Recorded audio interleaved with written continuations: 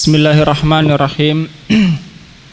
Innal hamdalillah nahmaduhu wa nasta'inuhu wa nastaghfiruh wa nastahdihi wa na'udzu billahi min syururi anfusina wa min sayyiati a'malina. May yahdihillahu fala mudhillalah wa may yudlil fala hadiyalah. Asyhadu an la ilaha illallah wahdahu la syarikalah wa asyhadu anna Muhammadan abduhu wa rasuluh. Allahumma salli wa sallim wa barik ala nabiyyina Muhammadin wa ala alihi wa ashabihi wa man tabi'ahu bi ihsanin ila yaumiddin. Allahumma la ilma lana illa ma 'allamtana innaka antal alimul hakim. Allahumma alimna ma yanfa'una wanfa'na bima 'allamtana wa zidna ilman warzuqna bihil amal wal ikhlas liwajhikal karim bi rahmatika ya arhamar rahimin. Jamaah rahimani wa rahimakumullah. Alhamdulillah, insyaallah kita lanjutkan pembahasan kita tentang sholat jamaah. Tentang sholat jamaah ada beberapa pokok pembahasan. Di sholat jamaah merupakan salah satu syiar utama agama Islam. Ya, kalau ditegakkan sholat jamaah di suatu wilayah, baik itu pemukiman yang kecil maupun kota yang besar, ya, itu menunjukkan hidupnya syiar Islam dan jadi bukti bahwa memang di sana kaum musliminnya itu melaksanakan ajaran agamanya. Jadi ini merupakan syiar Islam yang besar, ya, di sholat jamaah. Terdapat ancaman serius, ya, kalau tidak ditegakkan jamaah, ya, sebagaimana dalam hadis, tidaklah di suatu kampung, ya, yang ada 3 saja kaum muslimin, orang Islam 3, dan mereka tidak jamaah, tidak melaksanakan sholat jamaah, maka setan itu telah mengalahkan mereka, ya. Jadi ada, misalnya dalam satu pemukiman, satu kampung kecil, ada orang Islam laki-laki sampai jumlahnya 3 minimal, kok tidak jamaah, maka berarti setan telah menguasai mereka. Sebagaimana dalam hadis, ma min salasatin fi qaryatin aw badwin la tuqamu fihimul jama'atu illa istakhwada alaihimus syaitanu fa'alaika bil jamaah fa innama yaqulu dhi'bi alqasibata minal ghanami. Tidaklah ada 3 orang di satu kampung atau wilayah terpencil sekalipun, ya, yang tidak ditegakkan padanya jamaah. Ditegakkan itu, ya, bukan hanya sekali 2 kali, jadi setiap waktu sholat. Kalau enggak ditegakkan pada mereka jamaah, ya, maka setan sudah berhasil menguasai mereka, ya. Maka hendaknya engkau berjamaah, karena sesungguhnya serigala itu, ya, makan kambing yang terpisah dari kawanannya. Jadi berarti menunjukkan jamaah itu lebih menjaga, lebih jauh dari setan. Termasuk ini wasilah bagi kita, ya, kita yang sholatnya, ya, kita enggak katakan kurang baik atau kurang khusyuk, tapi kemungkinan itu kan tetap ada. Namanya orang itu kan tidak bisa waspada selalu, ya. Bisa jadi baik-baik saja, tapi ketika sholat ya ada gangguan. Nah, tapi kalau dalam jamaah, ya, dalam jamaah, karena ada jamaah itu baik, ya, kebaikan jamaah, sehingga dia pun ikut terkatrol, begitulah kualitas sholatnya. Nah, jadi pertama, jamaah merupakan syiar Islam di wilayah yang ada kaum musliminnya, dan ada ancaman serius bagi yang tidak melakukan, tidak menegakkan jamaah. Lalu apa pengertian sholat jamaah ya? Kemarin sudah kita sebutkan pengertian sholat jamaah adalah terkaitnya sholat makmum dengan sholat imam, itu namanya jamaah ya. Jadi terkaitnya sholat makmum dengan sholat imam ya. Jadi ada keterkaitan sholat makmum dan sholat imam, itu jamaah. Sehingga kalau menyelisihi itu nanti bisa membatalkan jamaah ya. Misalnya makmumnya sengaja terlambat 2 rukun gerakan atau sengaja mendahului imam, berarti ini dianggap sudah tidak menghubungkan lagi, mengaitkan lagi antara sholat dia dengan sholat imamnya. Nah, itu pengertian jamaah, itu terkaitnya sholat makmum dengan sholat imam. Kemudian keutamaannya sebagai syiar Islam juga lebih utama sholatul jamaati afdhalu min sholati ahadikum wahdahu bi khamsin wa isrina darajah. Sholat jamaah itu lebih utama daripada sholat salah seorang kalian sendirian ya, 25 derajat ya. 25 derajat. Dan fadilah-fadilah lainnya ya, terutama kalau sholat jamaahnya itu di masjid, berjalan menuju masjid sudah pahala tersendiri. Bahkan pada sebagian keadaan bisa mendapatkan pahala semisal pahala umroh. Ya, karena kalau umroh atau haji kan ke Masjidil Haram.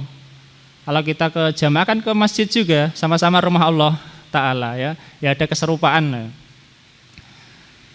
Kemudian hukumnya ya sudah kemarin ini 3 sudah, yakni pengertiannya, keutamaannya dan hukumnya. Hukumnya fardu kifayah menurut madzhab Syafi'i rahimahullah ta'ala.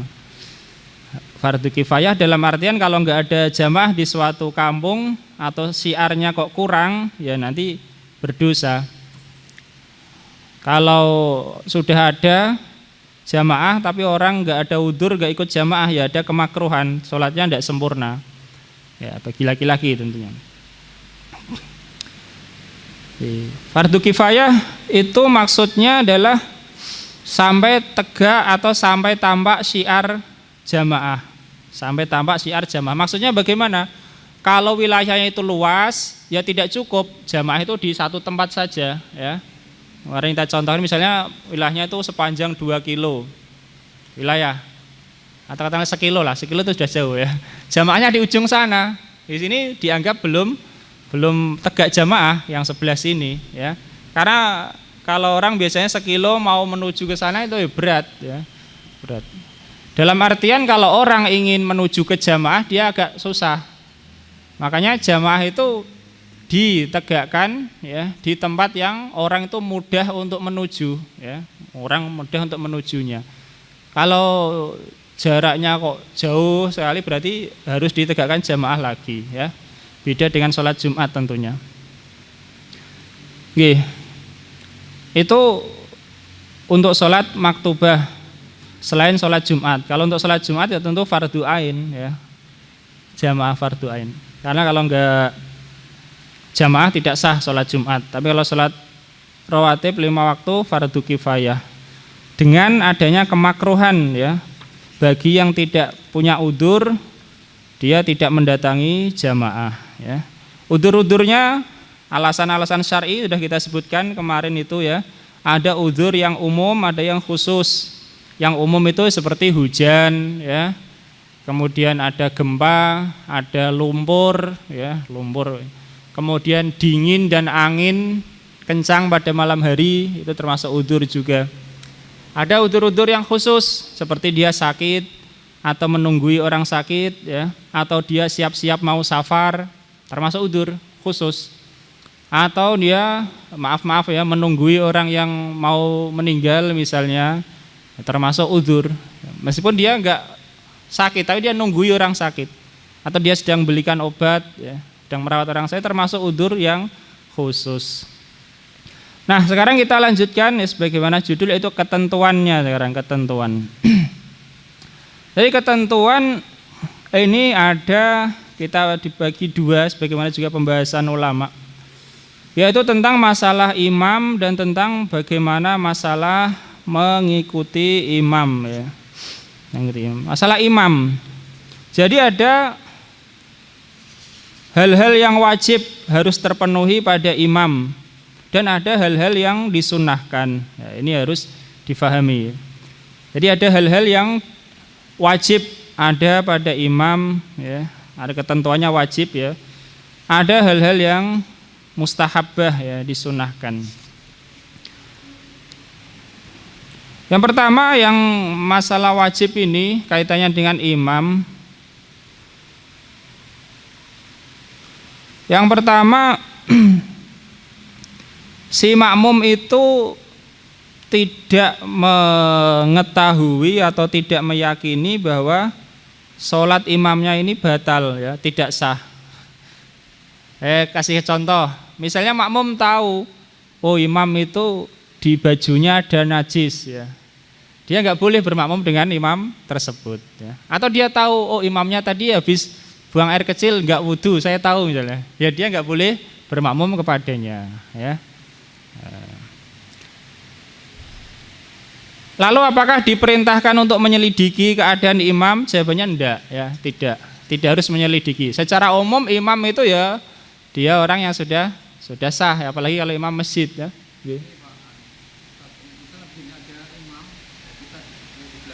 Nggih. Hah?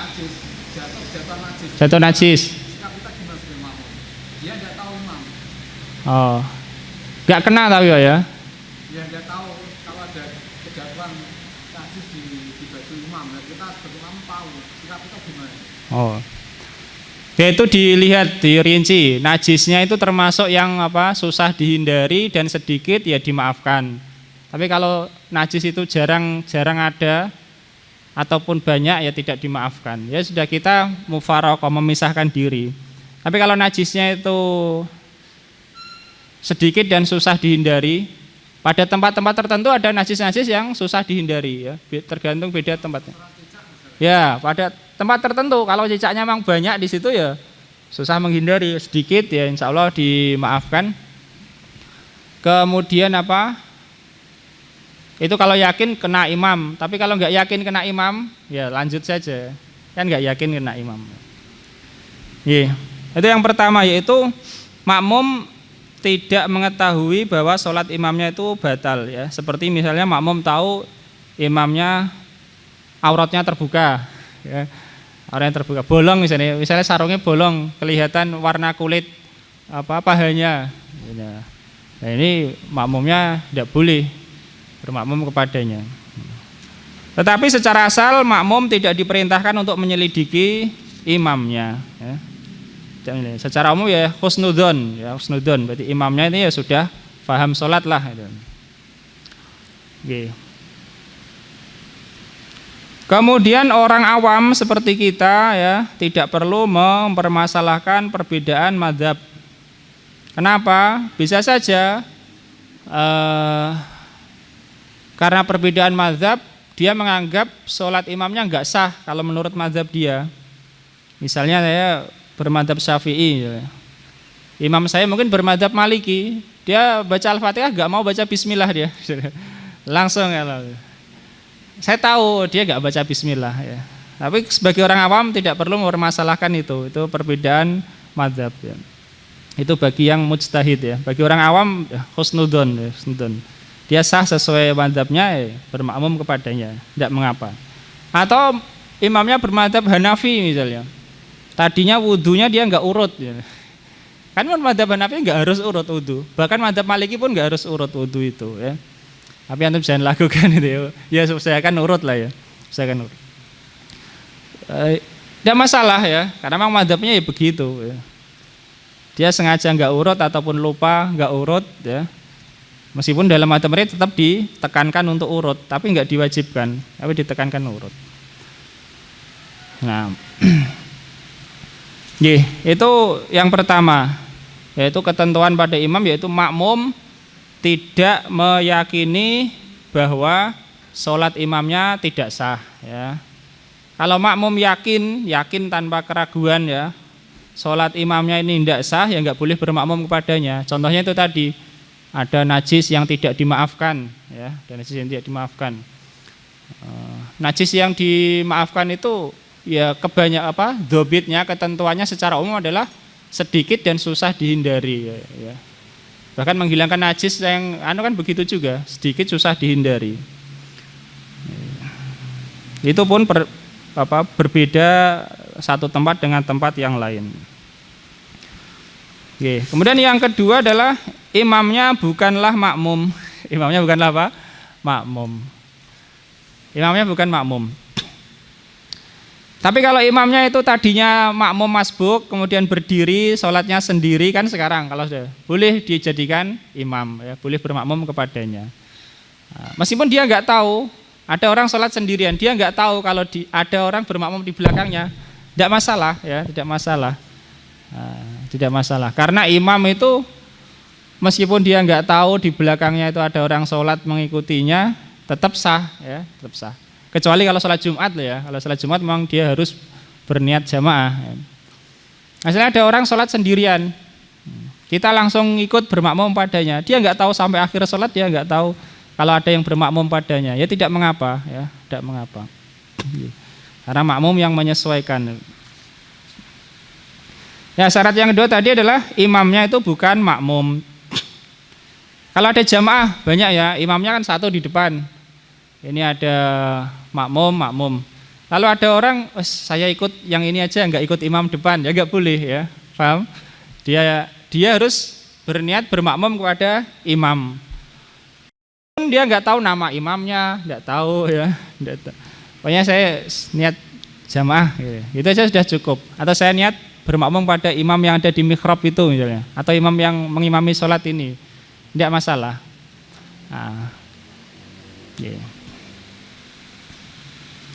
Tidak perlu mentakyin atau memastikan imamnya itu siapa, tidak perlu, ya.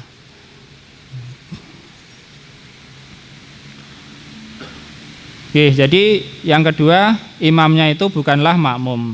Jadi kalau ada jamaah, kita ikut jamaah, kita di belakang, niatnya bermakmum kepada imam, ya, bukan bermakmum kepada makmum yang ada di depan kita, ya, tidak boleh, ya. Tapi bagaimana kalau gerakannya, kalau misalnya tidak tahu gerakan imam, taunya dari gerakan makmum, ya tidak mengapa, ya. Taunya kita dari gerakan makmum yang ada di depan kita, misalnya kita paling belakang, ya, kita belakang. Kita nggak tahu gerakan imam, mungkin juga nggak dengar suaranya. Kita taunya dari gerakan makmum yang di depan kita, tapi tidak apa-apa, ya. Yang penting niat kita bermakmum kepada imam, ya, bukan bermakmum kepada makmum ini. Yeah.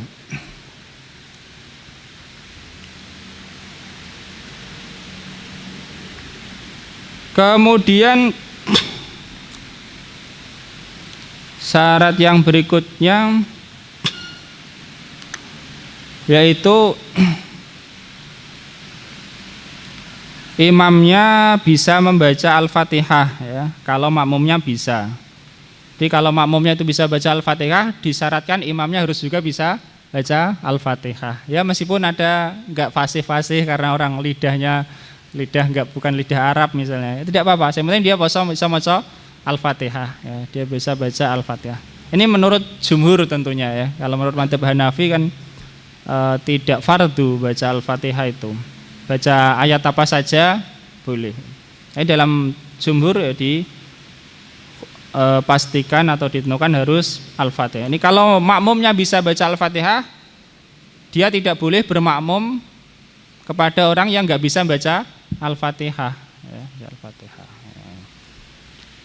Tapi kalau sama-sama nggak bisa, ya tidak apa-apa, ya, sama-sama nggak bisa, ya tidak apa-apa. Sama-sama nggak hafal misalnya, hafalnya separuh-separuh, ya tidak apa-apa, ya. Ya. Kemudian imamnya harus laki-laki kalau makmumnya laki-laki, ya, ini syarat yang keempat tadi, ya. Imamnya harus laki-laki kalau makmumnya laki-laki. Dalam hadis la ta'umman namra'atun rojulan,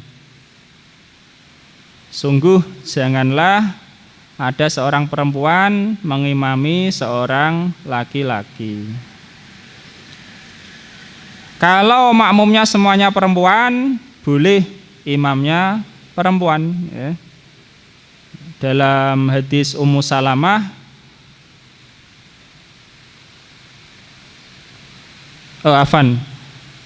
bahwa Ummu Salamah dan Aisyah dikatakan amata nisaa faqamata wastahunna ya. Di Aisyah, Ummu Salamah ya, itu terkadang mengimami para perempuan ya. Jadi imamnya berdiri di tengah-tengah. Imamnya berdiri, bukan maju seperti laki-laki ya, tengah-tengah.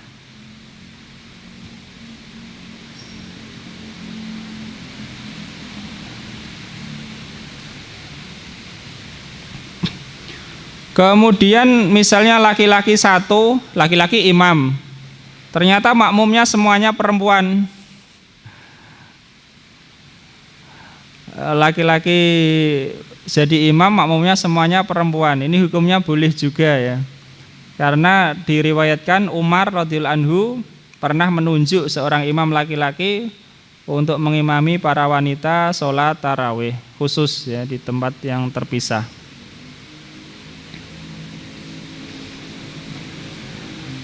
Kemudian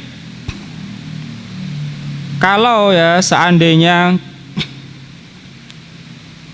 laki-laki dan perempuan sholatnya berdampingan, sama saja apakah laki-laki jadi imam, perempuannya jadi makmum, atau makmumnya banyak, ada laki-laki ada perempuan, makmum laki-laki di samping makmum perempuan. Ini hukumnya makruh. Hukumnya makruh tetapi tidak sampai membatalkan sholat. Hukumnya makruh tidak sampai membatalkan sholat.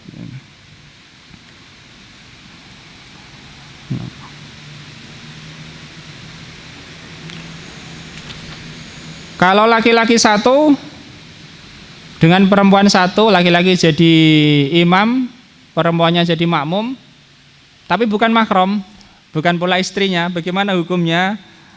Ini ya nggak boleh. Tetapi kalaupun dilakukan sholatnya nggak batal.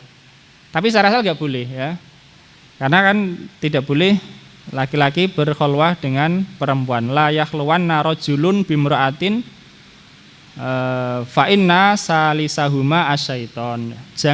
Sungguh janganlah seorang laki-laki itu berdua saja dengan seorang perempuan. Ini yang tidak halal baginya, tidak mahram. Karena sesungguhnya yang ketiga itu adalah setan. Ini hadis sahih bahkan muttafaq alaih ya, riwayat Bukhari dan Muslim.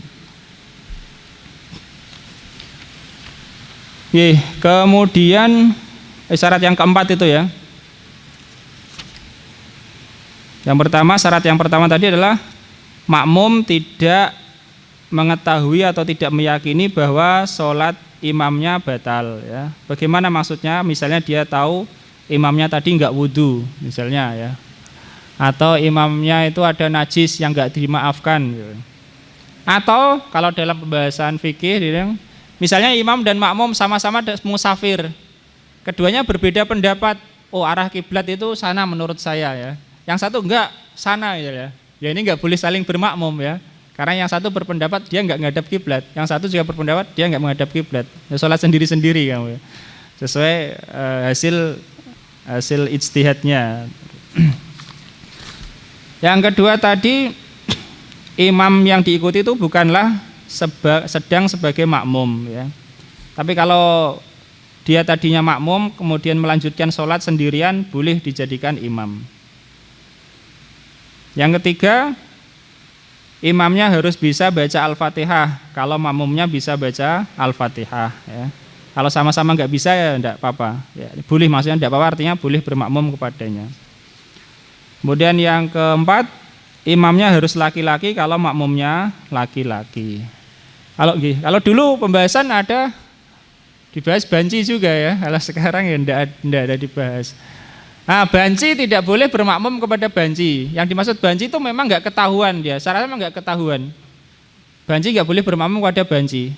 Kenapa? Bisa jadi banci yang jadi makmum sebenarnya dia laki-laki dan banci yang jadi imam bisa jadi perempuan, sehingga tidak boleh meragukan ya. Kemudian syarat yang kelima, ini akhir,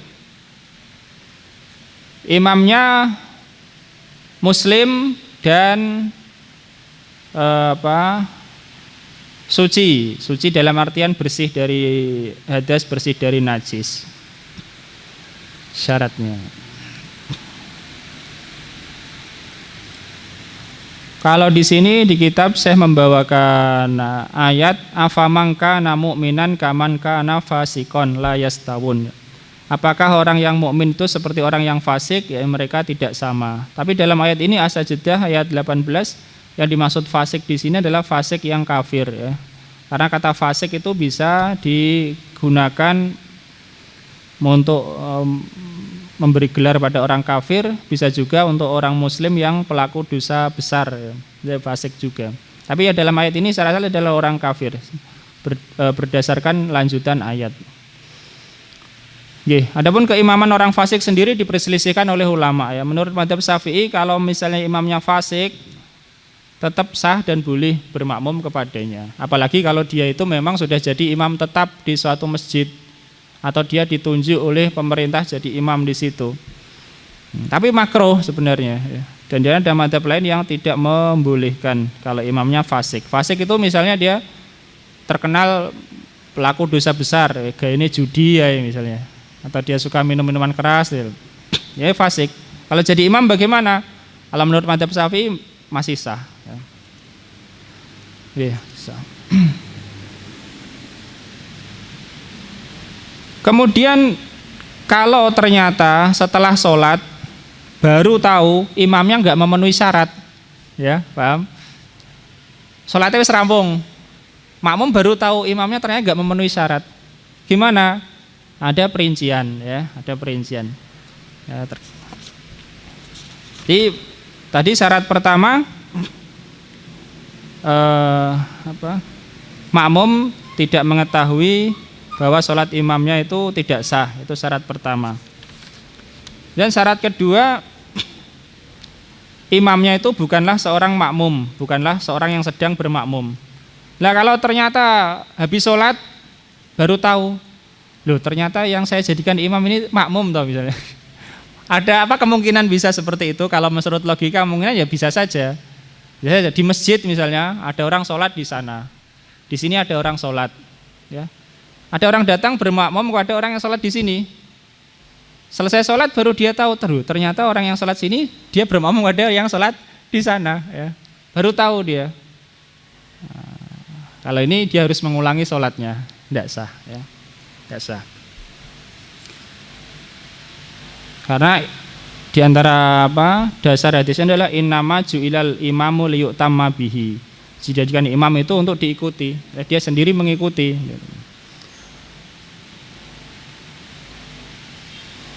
Kemudian kalau setelah sholat baru tahu ternyata imamnya perempuan, kemungkinan seperti itu bagaimana? Tetap dia ngulangi ya. Baru sholat lagi ngerti nah imamnya kita perempuan. Oh ada orang sholat dia ikut, ternyata baru sholat baru tahu kalau dialah perempuan. Misalnya dia harus ngulangi sholatnya. Begitu juga kalau setelah sholat baru tahu ternyata imamnya tadi orang kafir yang main-main misalnya ya. Atau orang gila, bisa saja orang gila ya dia main-main ya.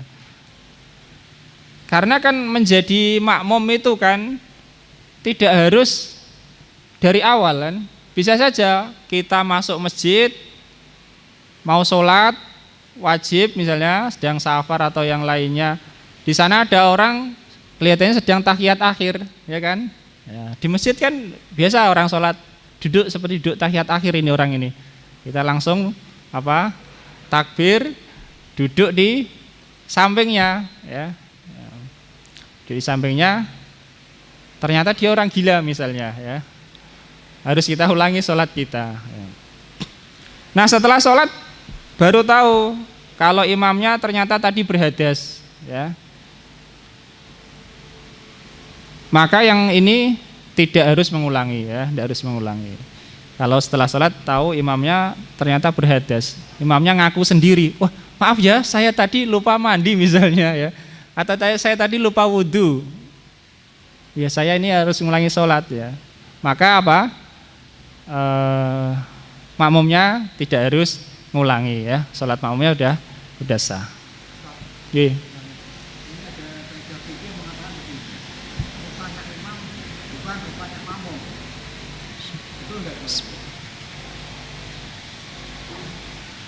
Rusaknya imam bukan rusaknya makmum. Nah itu kayaknya perlu perlu dikasih keterangan lagi ya, perlu dirinci lagi istilahnya. Setidak secara mutlak seperti itu ya. Tetap ya tidak bisa juga ya. Kalau kita tahu ya, imamnya memang sholatnya nggak sah kan nggak boleh bermakmum kepadanya. Itu maksudnya mungkin bagi yang samar-samar ya, samar-samar. Itu pun tadi kita sebutkan kenapa kok ini ada yang harus ngulangi, ada yang tidak. Karena yang harus ngulangi itu secara umum orang itu tahu. Orang itu tahu. Masa si orang yang sholat tadi perempuan dia nggak tahu ya?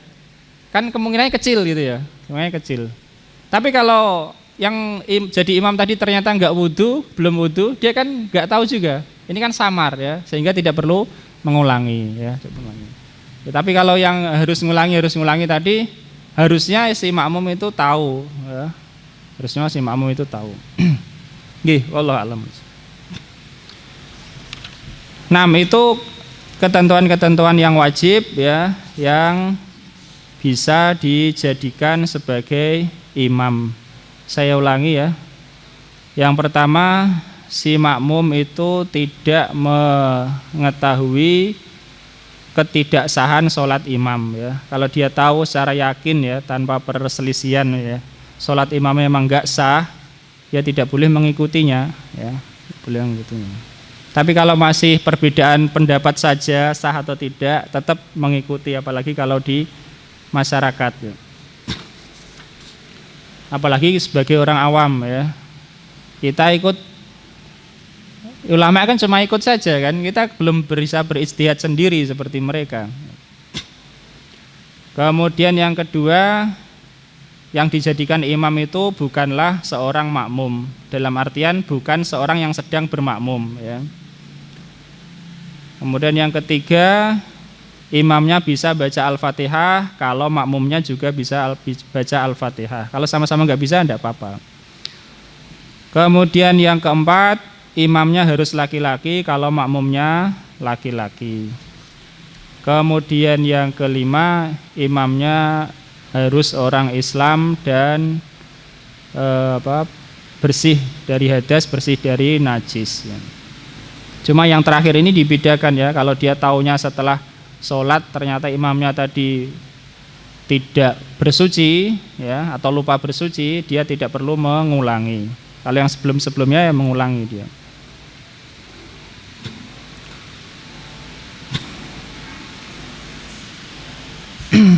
Nah,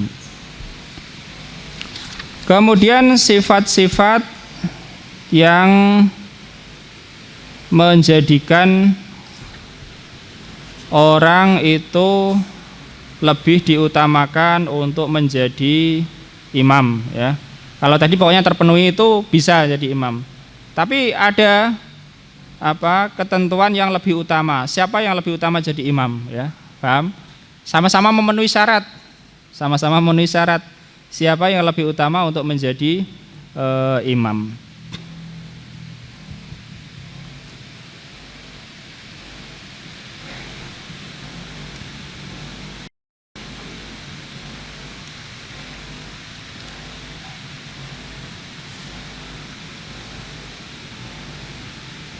Yang pertama, yang paling berhak untuk jadi imam adalah pemimpin masyarakat, pemimpin tertinggi. Kalau di kita ya presiden. Oke, kalau presiden datang kemana-mana, dia paling berhak jadi imam. Dimanapun itu ya. Pokoknya selama di wilayah pemerintahannya, dia yang paling berhak.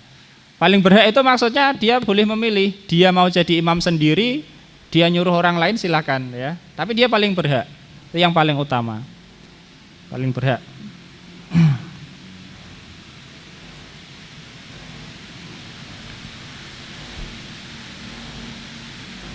Ya, dia bisa maju atau dia bisa menyuruh orang untuk menjadi imam. Kemudian yang berikutnya yang ditunjuk oleh pemimpin itu ya, atau yang diangkat.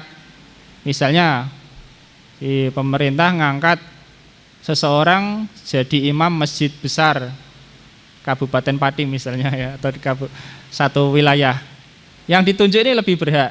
Tapi nanti suatu saat kalau pemimpinnya datang ya pemimpinnya yang lebih berhak lagi ya. Nah, maksudnya lebih berhak itu dia boleh jadi imam, dia boleh menyuruh orang lain untuk maju jadi imam, serah dia.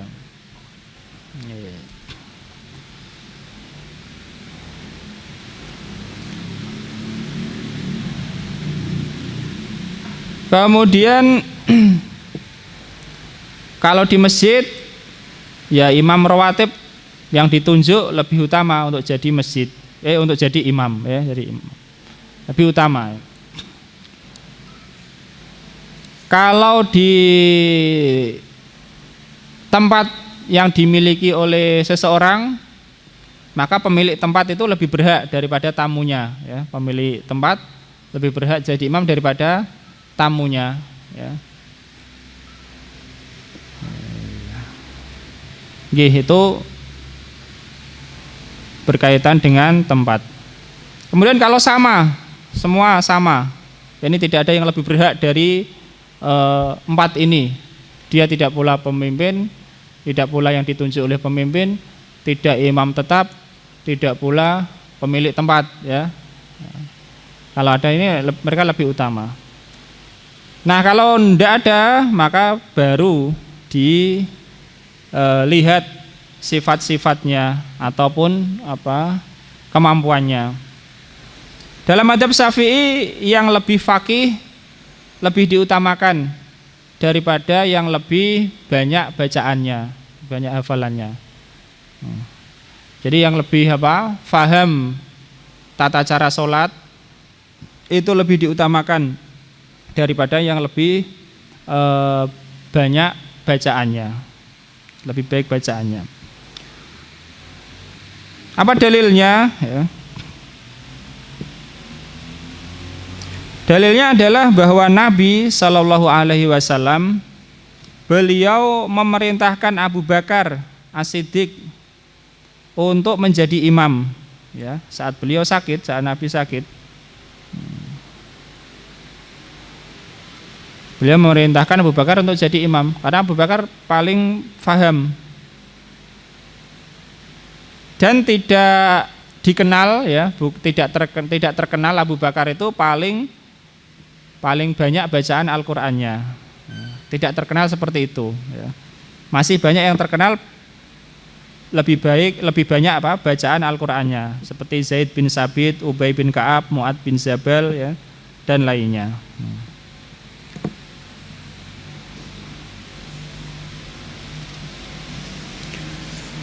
Kemudian setelah itu, setelah yang sama-sama faqih misalnya sama-sama paham masalah sholat, yaitu yang paling baik bacaannya, yang paling baik maksudnya banyak dan benar itu ya. Sebagaimana dalam hadis, idza kanu salasatan falyaummahum ahaduhum wa ahaqquhum bil imamati aqra'uhum. Hadis riwayat Muslim. Jika mereka itu 3 orang, hendaklah salah satu di antara mereka menjadi imam mereka. Dan yang paling berhak untuk menjadi imam adalah yang paling banyak bacaan Al-Qur'annya, yang paling banyak hafalan Al-Qur'annya. Ini sebenarnya tidak ada pertentangan dengan yang pertama tadi ya. Karena para sahabat dulu ketika mereka itu hafalan Al-Qur'annya banyak, mereka pemahamannya terhadap agama juga lebih banyak. Kalau zaman sekarang tidak mesti. Bisa jadi orang hafalannya lebih banyak, tapi pemahaman agamanya atau ilmu agamanya lebih sedikit. Ya. Ada yang ilmu agamanya lebih luas, tapi hafalannya sedikit. Ya. Kan sekarang ada sekolah khusus tahfidz. Mahad tahfidz. Berarti yang ditekankan apa? Tahfidznya. Tahfidznya. Yeah. Berbeda dengan para sahabat dulu, para sahabat Nabi.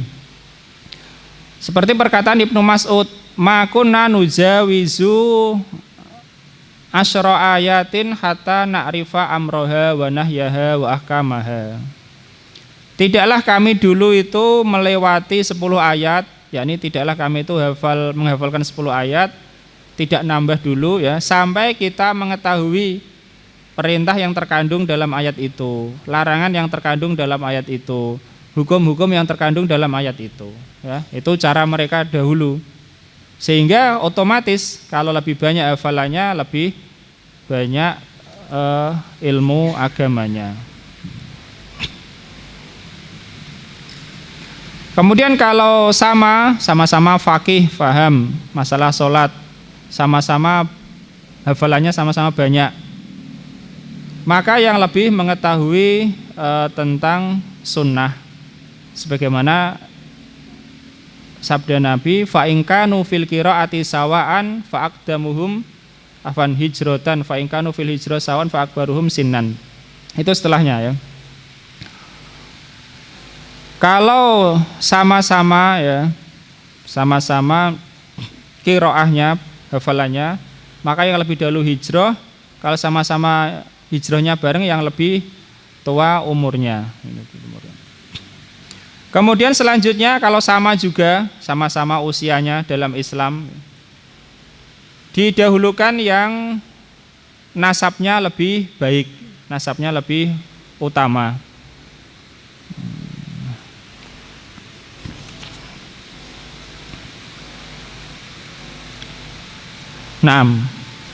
Kemudian didahulukan juga ya, dilihat dari pekerjaannya. Ini pekerjaannya yang lebih bersih, lebih terhormat, lebih bersih.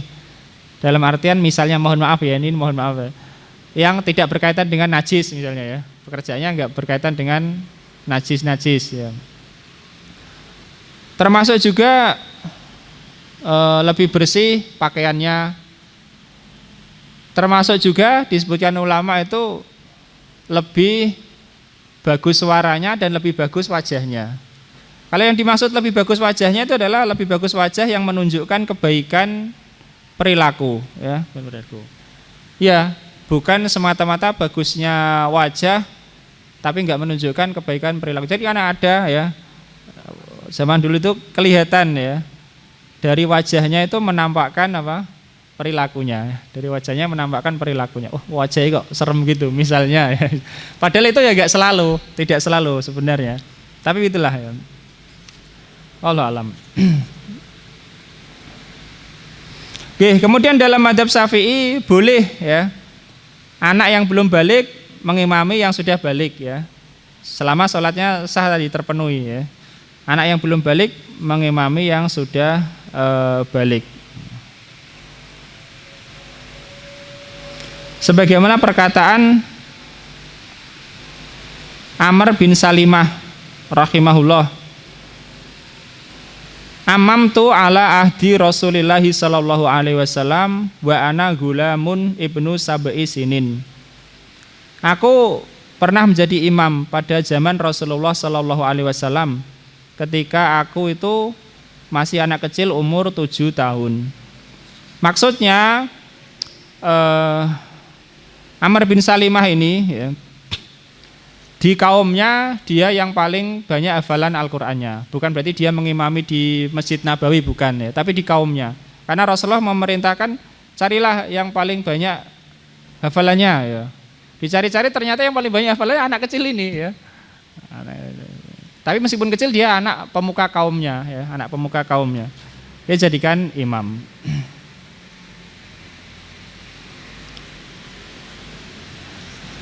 Nggih.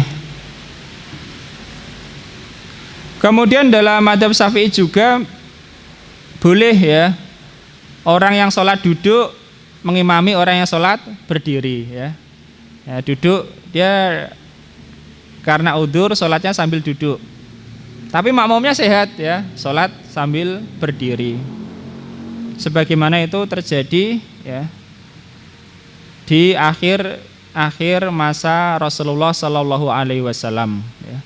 Beliau sholat sambil duduk dan Abu Bakar dan orang-orang sholat di belakang Nabi dengan berdiri. Orang yang tayamum boleh mengimami orang yang sholat dengan wudhu. Ya. Tayamum karena udur misalnya.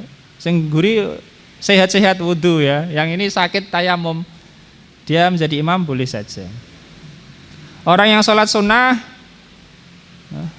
menjadi imam bagi orang yang sholat wajib ya. Boleh juga. Di antara hadisnya adalah bahwa Mu'adz radhiyallahu anhu biasa sholat bersama Rasulullah sholat Isya. Kemudian dia pulang ke kaumnya di Bani Salimah mengimami mereka. Dia kan sudah sholat wajib bersama Rasulullah. Pulang berarti dia sholat sunnah. Sholatnya sunnah kan. Sholat Isya lagi mengimami kaumnya. Ini dalil bahwa boleh saja orang yang sholat sunnah menjadi imam bagi orang yang sholat wajib. Jadi misalnya kita ya belum sholat wajib, masuk ke masjid, orang-orang sudah selesai, ada orang yang sedang sholat sunnah, kita bermakmum kepadanya boleh saja ya. Tanpa harus dia merubah niat apa-apa, enggak harus. Pokoknya dia sholat sebagaimana sholat biasa. Bahkan tidak harus dia tahu kita jadi makmum ya. Jadi imam itu tidak harus tahu kalau dia jadi imam ya. Tapi kalau mau dapat pahala jamaah ya dia harus tahu juga ya. Karena harus berniat jadi imam supaya dapat pahala jamaah. Dan kalau sholat wajib, sholat Jumat ya wajib ya. Karena sholat Jumat tidak sah kalau enggak berjamaah.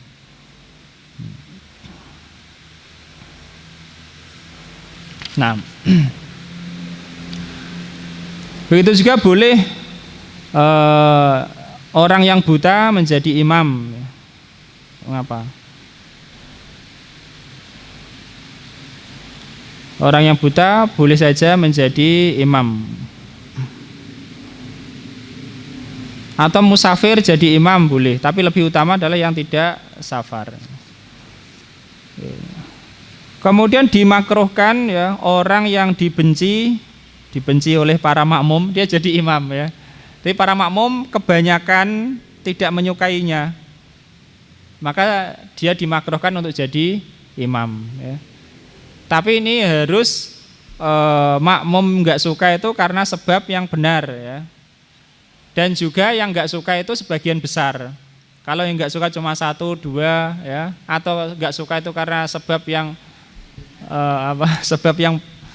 sebab pribadi, urusan pribadi, nah ini tidak termasuk dimakruhkan. Jadi kalau jadi imam kebanyakan makmum nggak suka karena sebab yang dibenarkan dalam agama, maka dia makruh menjadi imam. Nah kalau dia makruh menjadi imam, bagaimana imamnya? Imamnya tidak makruh bermakmum kepadanya ya. Boleh saja. Terutama kalau imam yang tidak disukai ini memang dia sudah ditunjuk dari atas ya, sudah ditunjuk dari atas dia jadi imam, tapi para makmum nggak suka ya. Tetap boleh bermakmum kepadanya.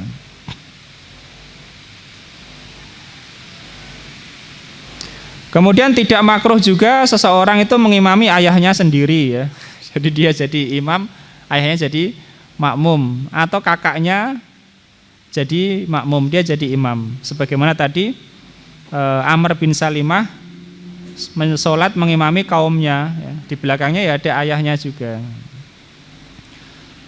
Itu tentang masalah imam, ada yang diharuskan syarat wajib, ada yang disunahkan ya. Ada sunnah-sunnah.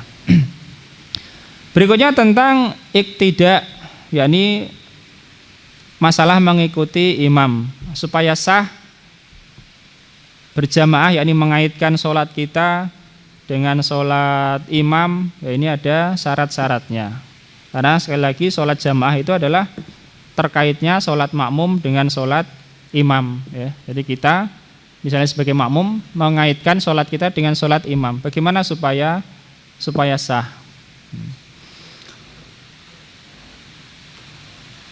Syarat yang pertama menurut mazhab Syafi'i disyaratkan imam itu di depan.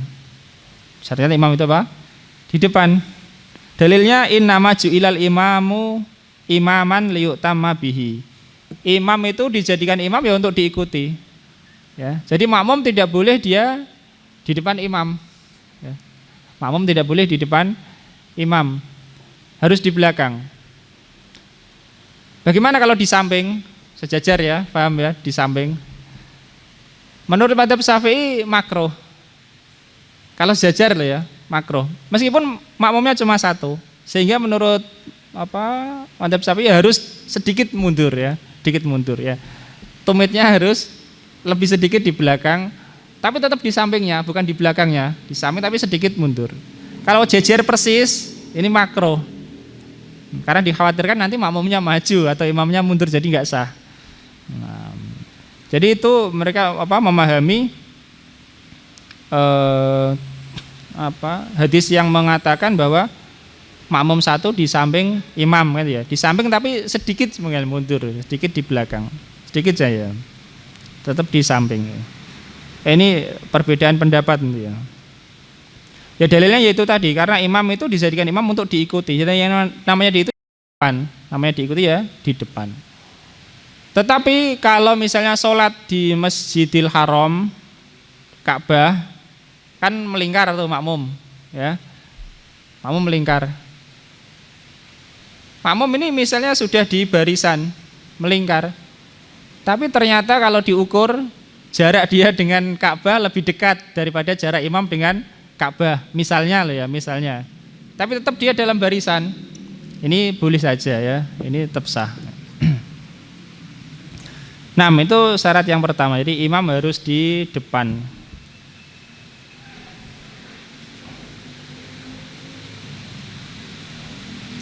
Disunahkan kalau makmumnya satu laki-laki, dia di samping kanan imam, di samping kanan dengan sedikit mundur.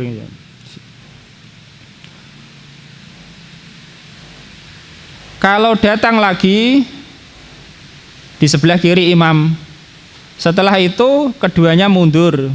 Setelah itu keduanya mundur atau imamnya yang maju, tapi keduanya mundur lebih utama. Paham ya? Satu imam satu makmum. Makmumnya di sebelah kanan imam. Datang satu orang lagi, dia berdiri sebelah kiri imam. Setelah tahu, mereka semua tahu dua makmum ini mundur ya, supaya di belakang imam. Atau imamnya yang maju, tapi dua makmum mundur lebih baik. Dia dimakruhkan orang yang baru datang itu di belakang, ya, dimakruhkan karena berdiri sendirian di belakang shaf itu makruh.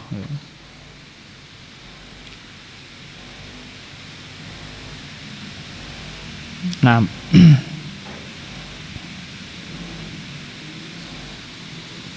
sebagaimana hadis Ibnu Abbas dan hadis Jabir ya. Kalau hadis Ibnu Abbas, beliau pernah bermalam di rumahnya Maimunah, bibinya. Ketika Nabi sholat malam, ini karena semangatnya Ibnu Abbas untuk mengetahui amalan Nabi pada waktu malam, sehingga dia minta izin untuk bermalam di rumah bibinya, yakni Maimunah. Ketika tiba giliran Nabi bermalam di tempatnya Maimunah, Ibnu Abbas tidur tapi siaga ya, tidur tapi siaga. Artinya kalau Nabi sholat dia mau ikut gitu ya, udah ya dia tidur atau pura-pura tidur ya. Dia udah tidur, Nabi sholat malam dia ikut. Dia berdiri di samping kiri Nabi, lalu Nabi meletakkannya atau memutarnya ke arah atau di sebelah kanan Nabi.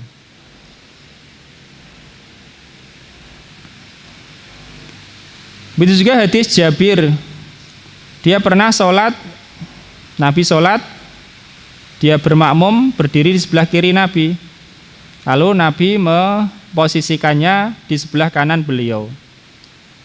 Setelah itu datang namanya Jabbar bin Soher, dia berdiri di sebelah kiri Nabi, lalu Nabi memposisikan keduanya ya, di belakang beliau. 6.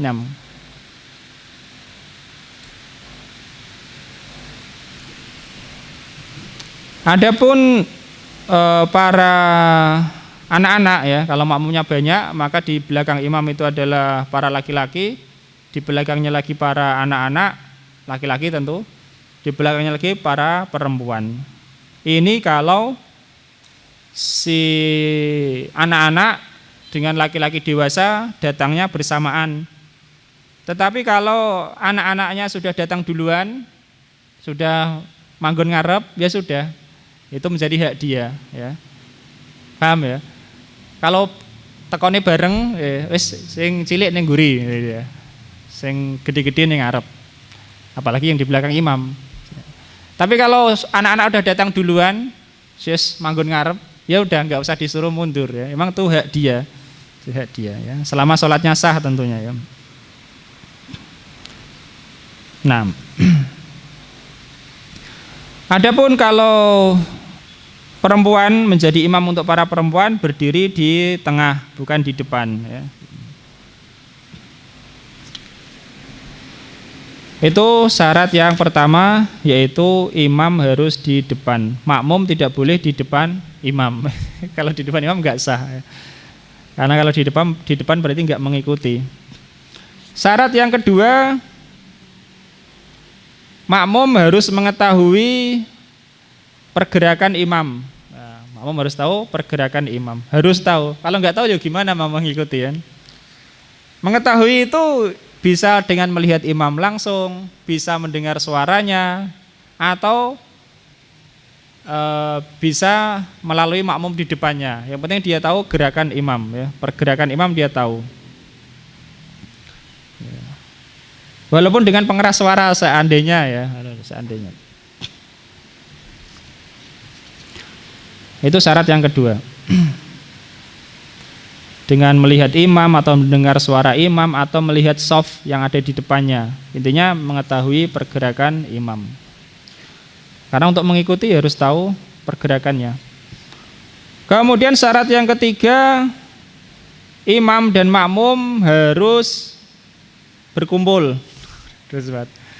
Tidak boleh misalnya menyaksikan siaran langsung ya melalui TV, bermakmum kepada TV itu ya nggak boleh ya, harus berkumpul. Gimana maksudnya berkumpul itu? Ini dirinci ya, dirinci. Jadi ada 4 perincian. Yang pertama, kalau imam dan makmum sama-sama di masjid. Kalau imam dan makmum sama-sama di masjid. Masjid itu dibangun walaupun itu tingkatnya berapapun ya, atau disekat-sekat sekalipun seandainya ya, tetap saja masjid itu dibangun untuk sholat jamaah ya. Sehingga kalau imam dan makmum itu berada di masjid, berarti mereka berada dalam satu tempat untuk berjamaah ya. Sehingga dimanapun posisinya boleh, selama tidak melanggar syarat pertama tadi ya, makmumnya di depan imam, itu aja yang nggak boleh ya. Meskipun masjidnya tingkat 2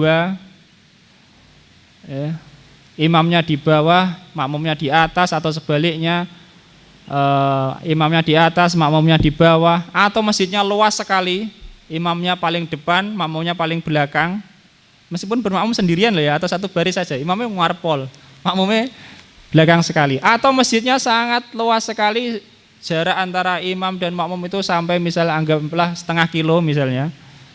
Seandainya, ini pembahasan fikih saja. Boleh ya, boleh. Pokoknya selama mereka di dalam masjid, selain masjid ya.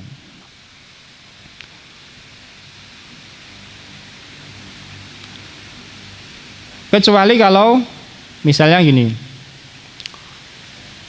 imamnya di dalam, makmumnya di luar, sama-sama tanah wakaf masjid ya. Masjid sekarang kan begitu ya, ada pintu untuk masuk masjid ya kan. Imamnya di dalam, makmumnya di luar. Ini kita bilang sendiri-sendiri loh ya, masih sendiri-sendiri loh. Imam 1, makmum 1. Bagaimana ketentuannya? Kalau pintunya itu ya meskipun tertutup masih bisa dibuka ya, masih sah ya, masih sah.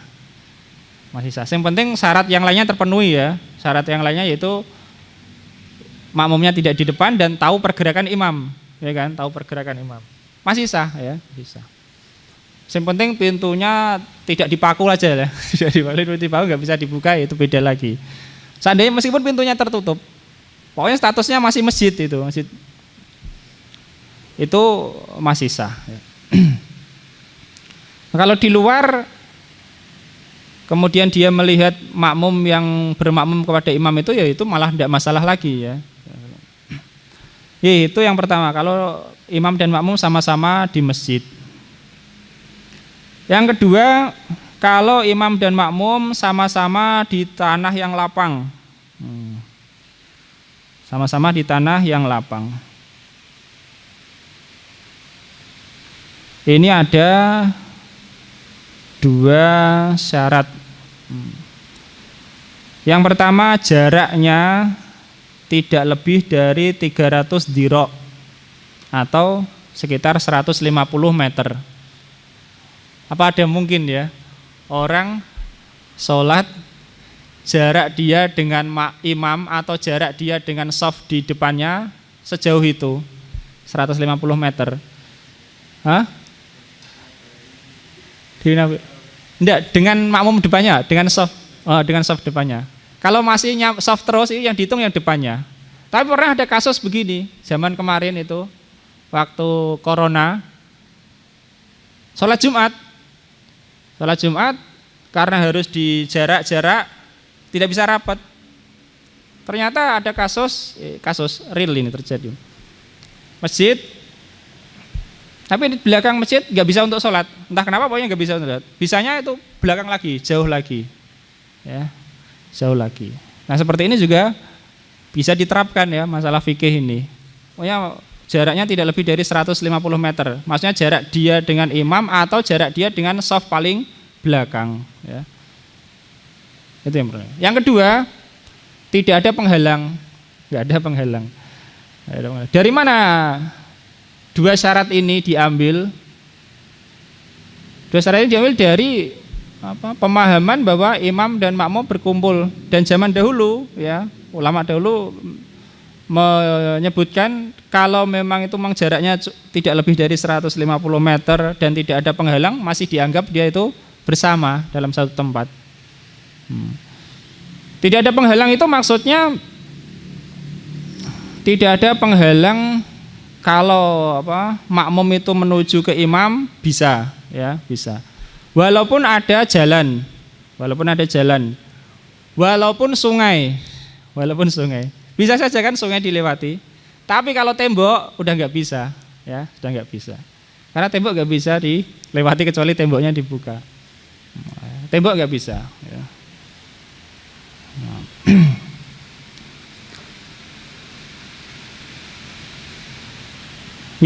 Itu yang kedua.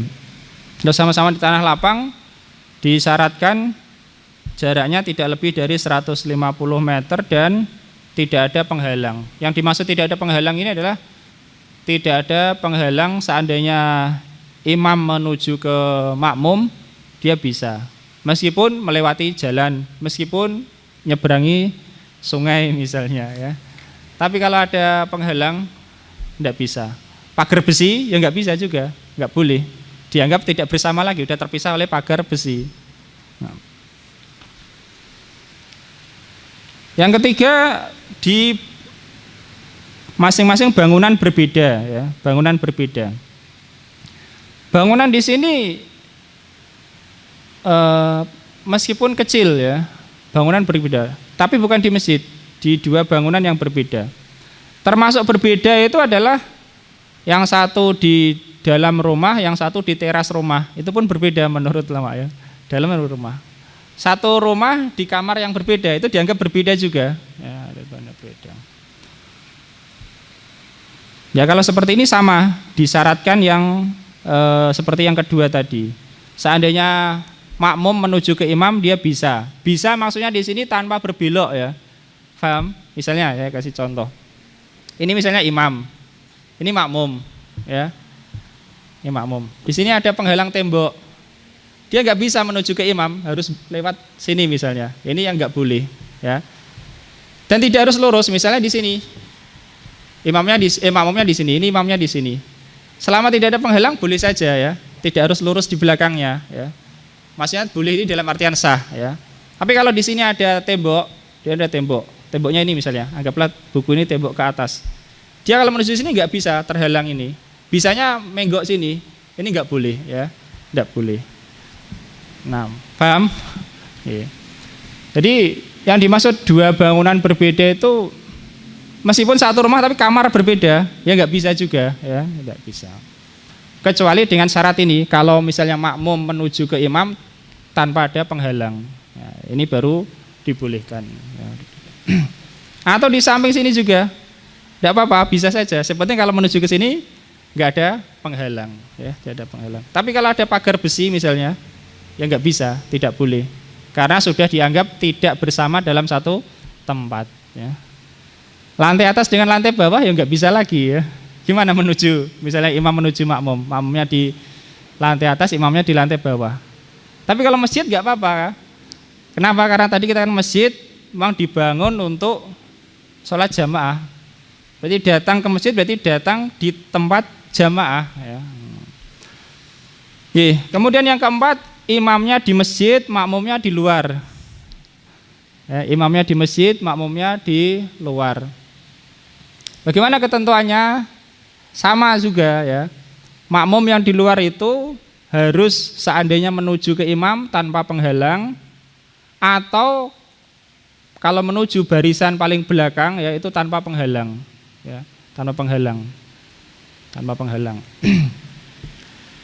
Dan juga jaraknya makmum dengan bagian belakang masjid atau bagian shaf paling belakang tidak lebih dari 150 meter. Tidak lebih dari 150 meter. Dan ini bisa diterapkan kaitannya dengan seperti tadi, ya, pas sholat Jumat. Nah, ini bisa diterapkan. Kalau jaraknya dengan shaf paling belakang itu tidak lebih dari 150 meter, meskipun di sini ada jalan, ya, bisa. Tapi kalau di sini ada pagar besi, ya nggak bisa. Meskipun kelihatan, shafnya kelihatan, ya, di balik pagar besi kelihatan, tapi nggak boleh, ya. Wallahu alam. Itu syarat yang ketiga. Jadi imam dan makmum harus berkumpul dalam satu tempat dengan perincian tadi. Syarat yang keempat, makmumnya harus berniat bermakmum. Menjadi makmum berniat bermakmum. Bagaimana maksudnya itu? Kalau orang mengikuti saja melok sholat, tapi dia nggak berniat bermakmum, ya enggak boleh, ya, enggak boleh.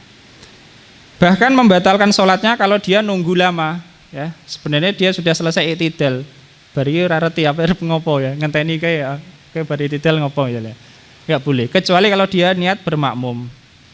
Dia niat bermakmum, boleh nunggu imamnya, ya.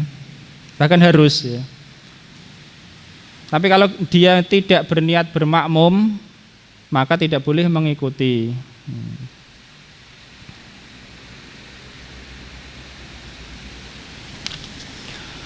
Kalau ada orang sholat sendirian, lalu dia tahu dia diikuti, maka diarahkan untuk berniat jadi imam, ya, berniat jadi imam setelah dia tahu ada yang mengikutinya, supaya dia dapat pahala jamaah, ya. Kalau dia nggak berniat jadi imam, dia memang niatnya sholat sendiri sejak awal sampai selesai, ya sudah, dia nggak pahala jamaah. Tapi makmumnya dapat pahala jamaah karena dia berniat berjamaah. Kemudian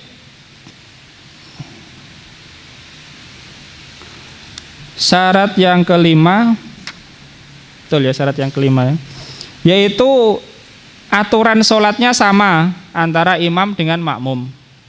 Aturan sholatnya sama antara imam dan makmum. Bagaimana maksudnya?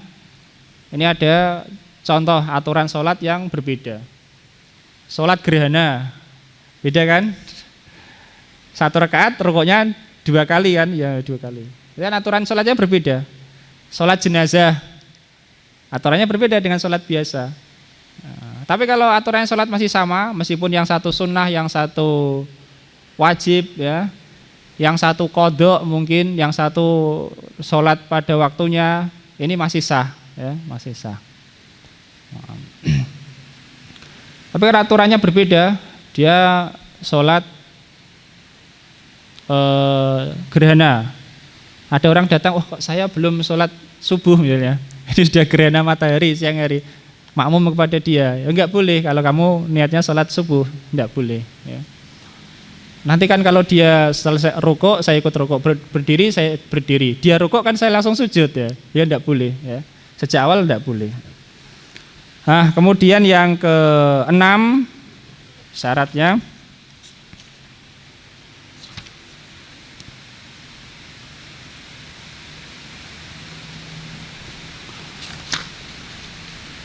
makmum berkesesuaian dengan imam ya. Makmum berkesesuaian dengan imam. Dalam artian begini ya, ini untuk masalah yang sunnah-sunnah. Berkesesuaian dengan imam dalam masalah yang kalau menyelisihi itu akan tampak. Contoh gini, imam sholat, dia baca ayat sajadah. Begitu baca ayat sajadah dia sujud, ya kan? Makmumnya nggak mau sujud. Tidak mau, maka sholat makmumnya batal ya, batal. Karena beda sekali antara berdiri dengan sujud. Atau imamnya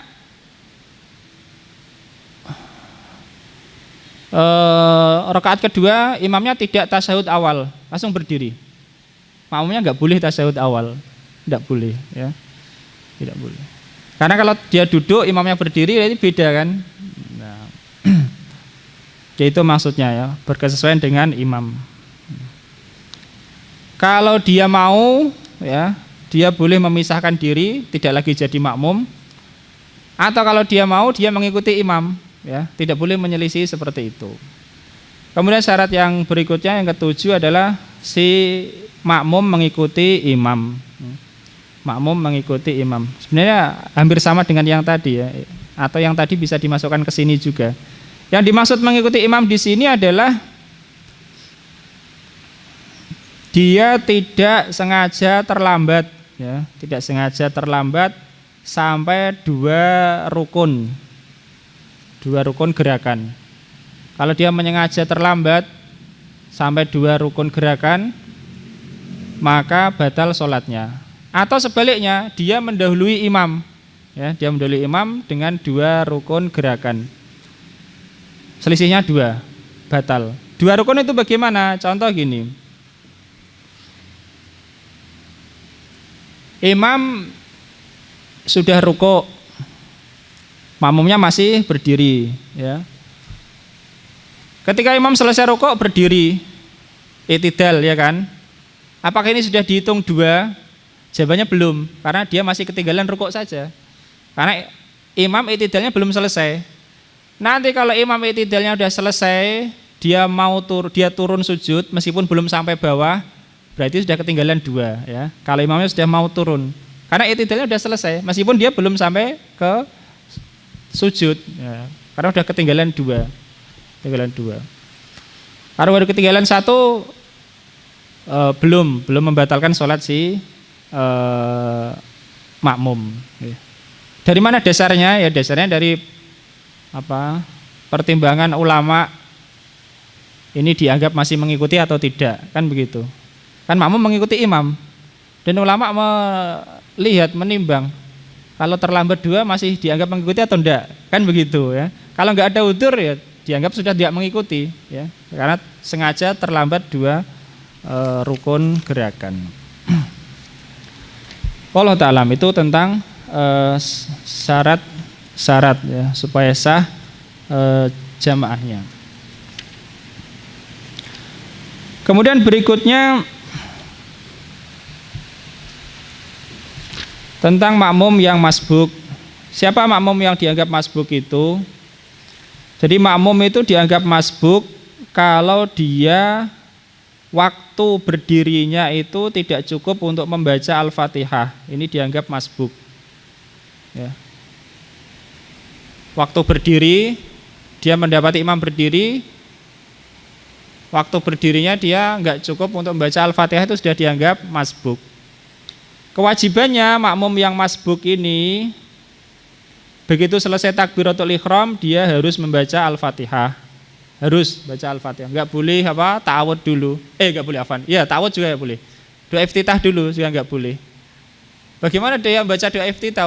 Nanti saja Al-Fatihah aja enggak sempat akan dia selesaikan, kan begitu. Apalagi ini doa iftitah dulu, lebih lagi nggak akan sempat ya. Jadi makmum masbuk adalah yang tidak mendapati waktu yang cukup untuk membaca Al-Fatihah ya, bersama imam, ya, ini bersama imam berdiri, itu sudah dianggap masbuk. Jadi misalnya imamnya baca surah Al-Ikhlas ya. Ketika kita masuk sudah sampai ayat 3, berarti kita sudah masbuk ya, sudah masbuk. Karena kenapa? Secara logika tinggal satu ayat dia baca imamnya. Kita nggak akan selesai baca Al-Fatihah ya. Kita berarti masbuk. Nah, ketentuannya kalau masbuk bagaimana? Begitu selesai takbiratul ihram langsung baca Al-Fatihah. Begitu imamnya rukuk, dia harus ikut rukuk ya, dia langsung ikut rukuk. Meskipun Al-Fatihahnya nggak selesai ya. Meskipun Al-Fatihahnya tidak selesai. Atau ketika dia datang imamnya rukuk, ya maka dia takbiratul ihram lalu ikut rukuk. Kalau dia bisa ikut rukuk bersama imam, dia dapat rakaat itu. Tapi kalau enggak, begitu dia takbiratul ihram Allahu Akbar, imamnya udah berdiri, ya sudah, dia enggak mendapati rakaat itu. Dia mengikuti imam, tapi rakaat itu enggak didapati, dia nambah lagi nanti. Iya.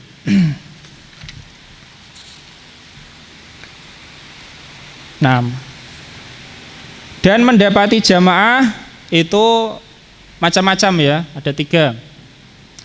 Yang pertama mendapati keutamaan jamaah secara sempurna. Kapan itu? Yaitu ketika imamnya takbiratul ihram, dia ikut takbiratul ihram ya, tidak melakukan yang lain kecuali masalah niat saja. Itu mendapati keutamaan jamaah secara sempurna. Imamnya takbiratul ihram, dia langsung takbiratul ihram, tidak sibuk selainnya.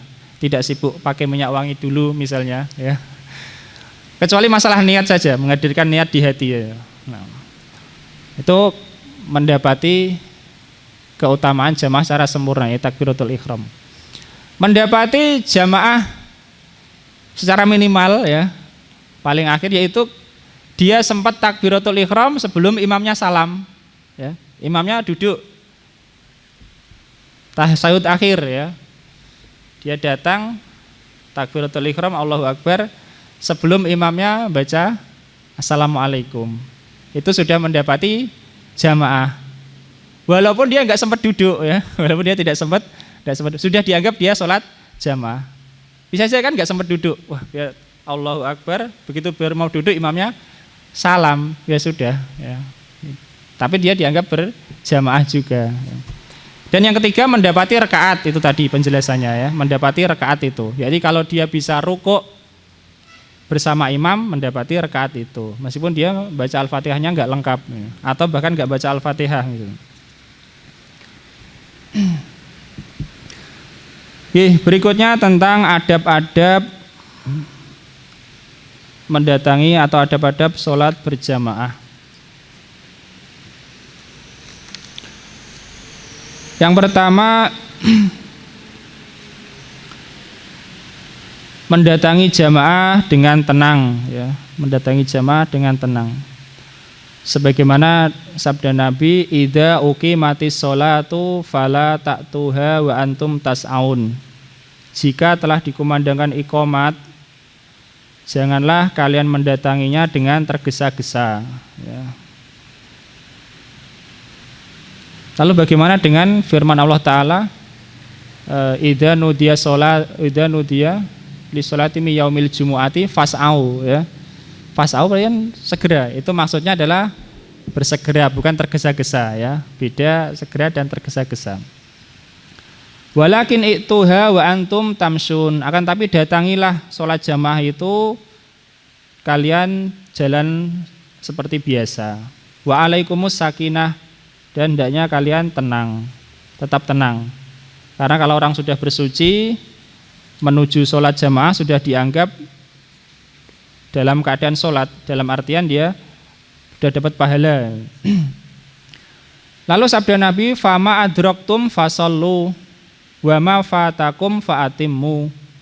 Apa yang kalian dapati bersama imam maka sholatlah bersama imam, dan apa yang terlewat maka lengkapilah.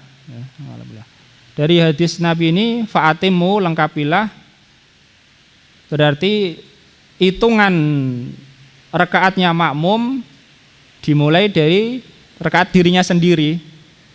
Paham ya? Hitungan rakaatnya makmum dihitung dari awal dia itu sendiri ya. Misalnya ya, makmum sholat maghrib terlambat 1 rakaat, mengikuti imam 2 rakaat. Berarti makmum yang kurang ini rakaat pertama atau rakaat ketiga? Makmumnya kan kurang 1. Nah kurang 1 itu rakaat pertama atau rakaat ketiga? Jawabannya rakaat ketiga. Ya. Kalau rakaat ketiga yang kurang, berarti nanti dia di akhir rakaat dia harus duduk tasyahud akhir, ya kan? Nah, baca tasyahud akhir. Nah, itu kalau yang kurang rakaat ketiga. Kalau yang dianggap kurang rakaat pertama, dia nggak perlu duduk tasyahud akhir, dia sudah tasyahud akhir tadi bersama imam. Tapi enggak. Yang kurang itu ya rakaat yang ketiga. Ya. Maka Nabi mengatakan, wa ma fatakum fa'atimmu, yang terlewat ya lengkapilah ya. Wallahu a'lam. Kemudian disunahkan juga tidak main-main ketika menuju ke sholat itu. yakni berjalan menuju ke jamaah, dia tidak sambil main-main ya. Tidak sambil main-main apa saja ya. Dengan tenang. Dan tidak berbicara dengan perbicaraan yang buruk ya. Tidak pula melakukan hal-hal yang dimakruhkan saat sholat. Saat sholat dimakruhkan misalnya noleh-noleh ke atas misalnya. Saat berjalan menuju sholat juga begitu ya. Sebagaimana dalam hadis, fa inna ahadakum fi sholatin madama ya'midu ila sholah ya.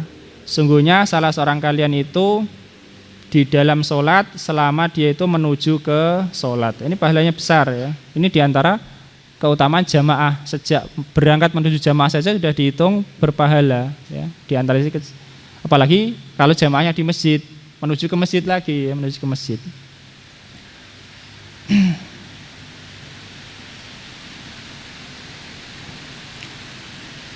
Kemudian para ayah pengajar itu diperintahkan untuk mengajari anak-anak yang sudah tamyiz ya, yang laki-laki untuk mengikut jamaah, mendatangi masjid ya.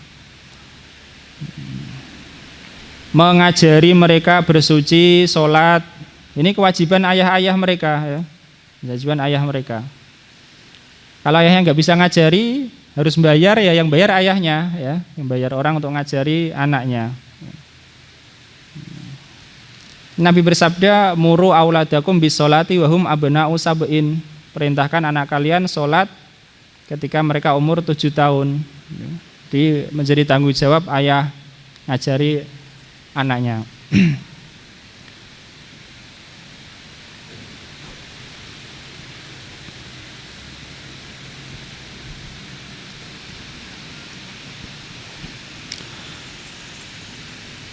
Kemudian di antara adabnya lagi adalah berdiri setelah iqomah.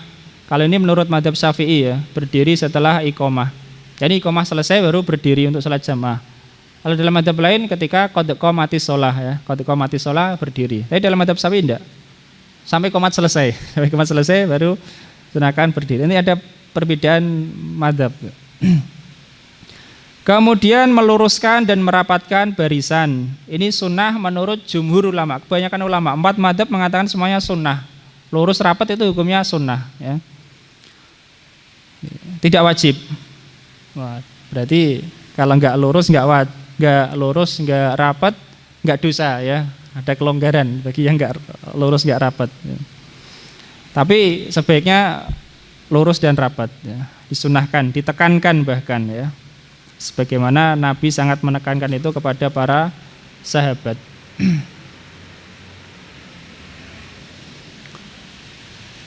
Rasulullah bersabda, sawu sufufakum ya. Luruskan, rapatkan barisan kalian ya. Fa inna tasbihatas shaf min tamamis shalah. Lurus rapatnya shaf itu termasuk kesempurnaan salat. Dalam riwayat min iqamati salat, termasuk menegakkan salat.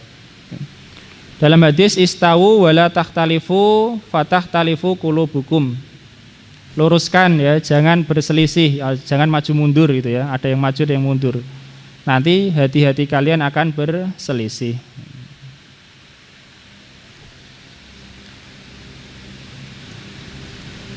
Nah, kemudian ada hadis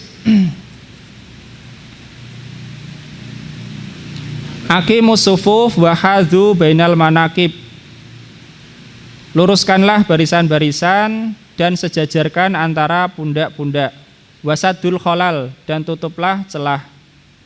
Walinu bi aidi ikhwanikum, dan lunaklah ya dengan tangan-tangan saudara kalian ya. Ini diri secara biasa wajar. Wala tadharu furujatin lisyaiton, jangan keberikan celah-celah untuk setan ya. Kalau ada celah cukup untuk satu orang, jadi itu dimasuki setan ya, dirapatkan. Wasaddul khalal, tutuplah celah. Sudah tadi ya.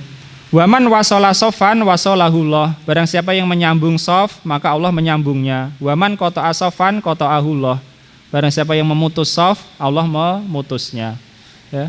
Dapat ancaman. Meskipun begitu jumhur ulama mengatakan sunnah, enggak mengatakan wajib.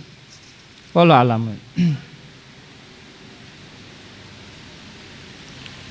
Kemudian disunahkan makmum dan imam itu satu tingkat. Dalam artian satu tingkat itu imam atau makmum tidak lebih tinggi tempatnya daripada yang lain ya, dari yang lain. Nah, imam lebih tinggi misalnya, makmumnya rendah. Ini kurang baik, atau sebaliknya. Kecuali kalau ada perlu, misalnya imam mengajari makmum, sebagaimana Nabi dulu pernah sholat di atas mimbar untuk mengajari para makmum. Tapi sama ketinggiannya ya, ketinggiannya.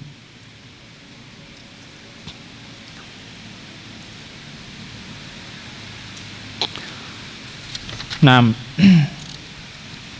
kemudian disunahkan juga imam meringankan sholat kalau makmumnya itu bermacam-macam.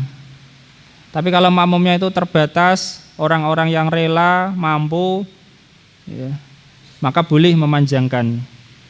Tapi secara asal meringankan. Idza amma ahadukum binas falyukhaffif. Jika salah seorang kalian itu mengimami orang-orang, hendaklah meringankan. Fa inna fihimul kabir wa dhaif wa dzal hajah. Sungguhnya di antara mereka itu ada orang yang sudah tua, ada orang yang lemah, ada orang yang punya keperluan ingin cepat-cepat ya. Meskipun begitu meringankan bukan berarti meninggalkan yang sunah-sunah, enggak ya. Tetap melaksanakan yang sunah-sunah, bahkan yang sempurna secara minimal. Sempurna secara minimal itu misalnya bagaimana? Kalau baca ruku ya baca 3 kali ya, subhana rabbiyal adzim. Sujud ya gitu, subhana rabbiyal a'la 3 kali. Ya secara minimal itu sudah sempurna secara minimal, wajib dan sunnah. Oke, tetapi ini tidak bertentangan ya dengan perbuatan Nabi dan juga para imam-imam setelahnya, yaitu lebih memanjangkan rakaat pertama daripada rakaat kedua. Kan itu, rakaat pertama lebih panjang daripada rakaat kedua. 2 rakaat pertama lebih panjang daripada 2 rakaat setelahnya.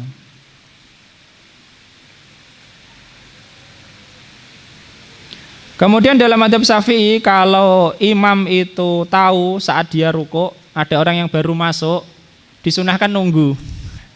Paham? Misalnya imam yang ruku kan, dan ruku.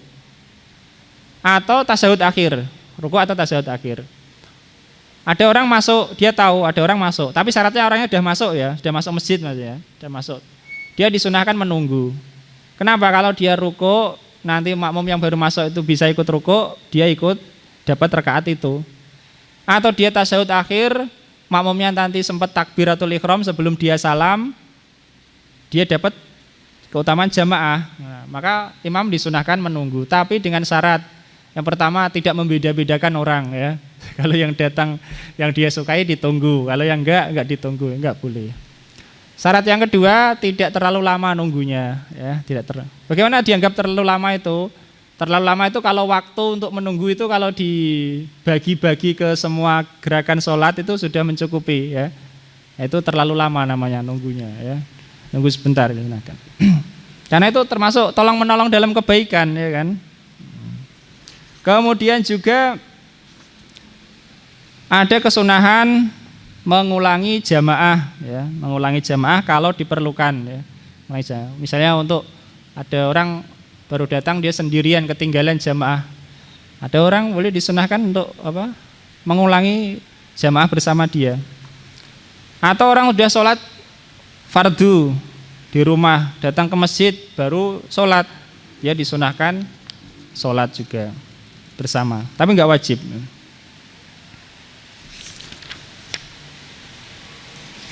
Nah, kemudian dimakruhkan untuk memisahkan diri dari imam kecuali dengan alasan yang kuat ya. Seandainya orang memisahkan diri dari imam pun sholatnya tetap sah ya, dengan dia melanjutkan sendiri, tidak perlu mengulangi sholat dari awal. Allah Ta'ala itu tentang ketentuan sholat jamaah ya.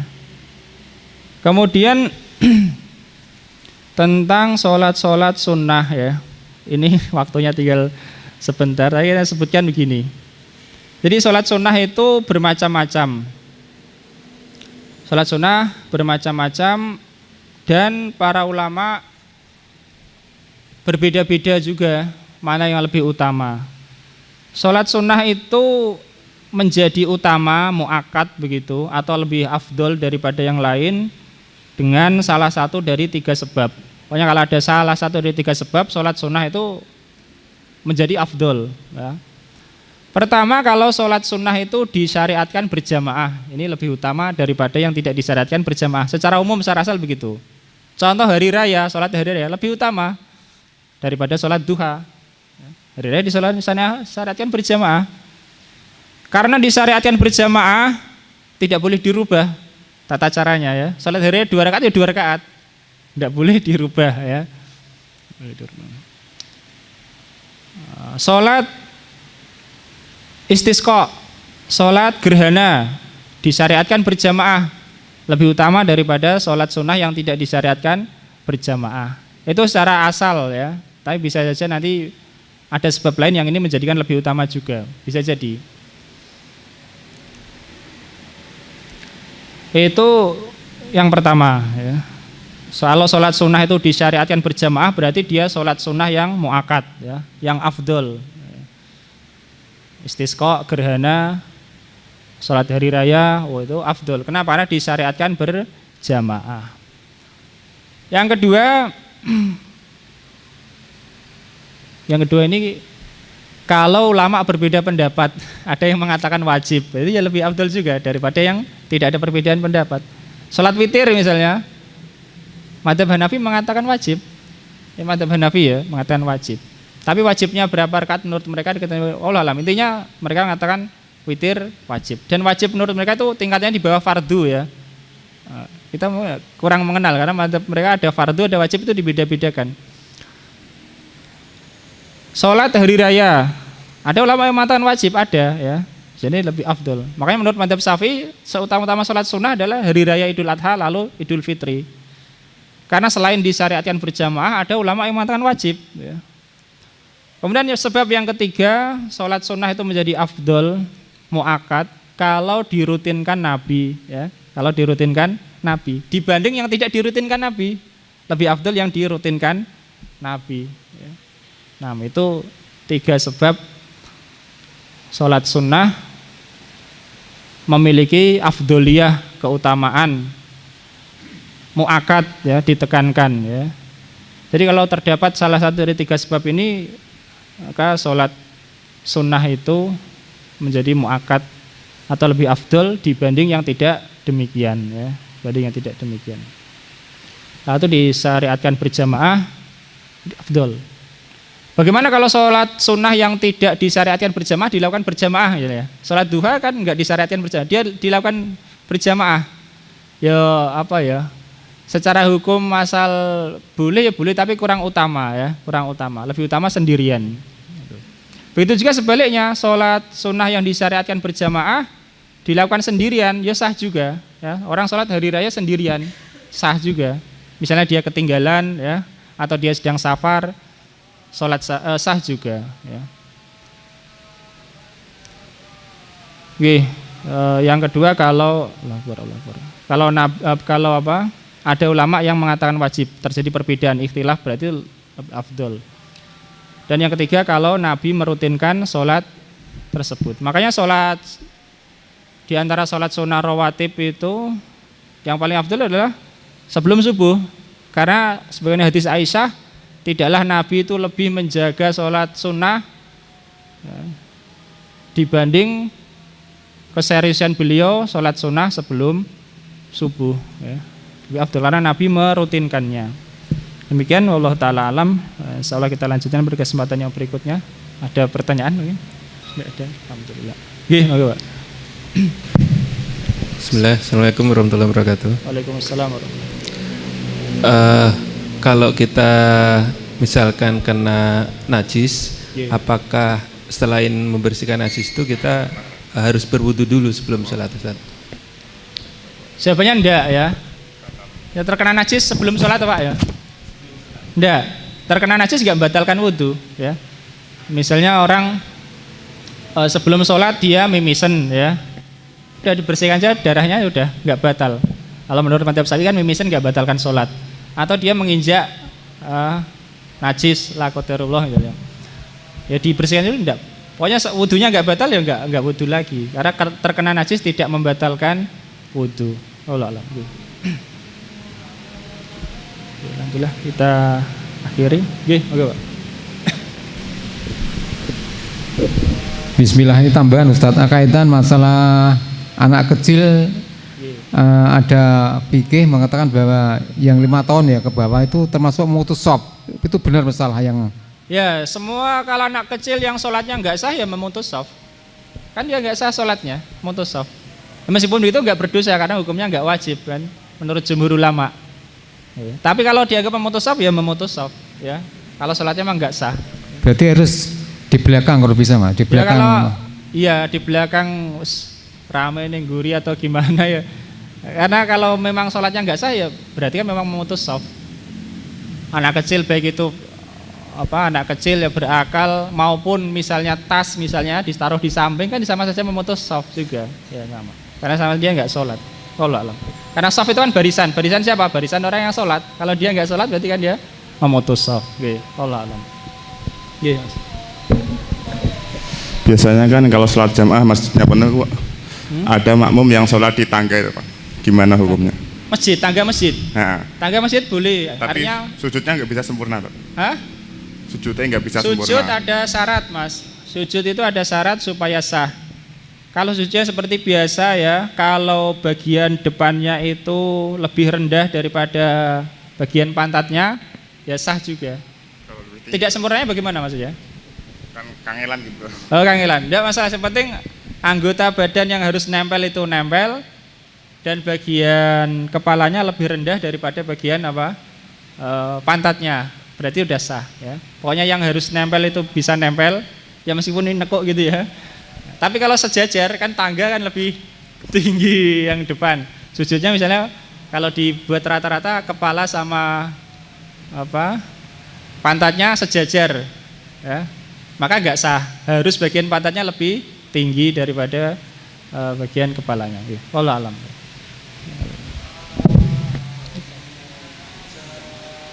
Kenapa? Safnya enggak mau dirapetin.